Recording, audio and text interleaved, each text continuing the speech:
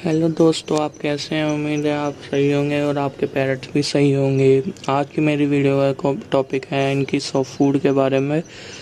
इन्हें दाने ही नहीं देते हैं, इन्हें सॉफ्ट फूड भी देते हैं साथ साथ। और उसमें सॉफ्ट फूड में आता है गेहूँ, भीगा हुआ गेहूँ आप रात में भिगो दें, सुबह दे दें।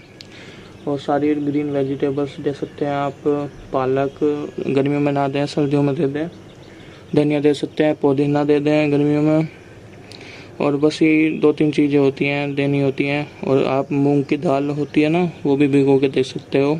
रात को भिगो के सुबह दे दी तो इससे आपका पैरेट हेल्दी रहेगा और सब बीमारी से फ्री रहेगा, खुश भी और पूरा फिट फाट होगा। जैसे देखो मेरे को तोते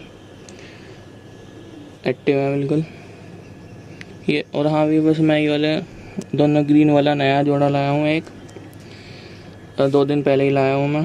देखो इसमें ये रेड फेस वाली ये मैना है, वो वाला तोता है। इसका भी देख सकते हो आप फेस।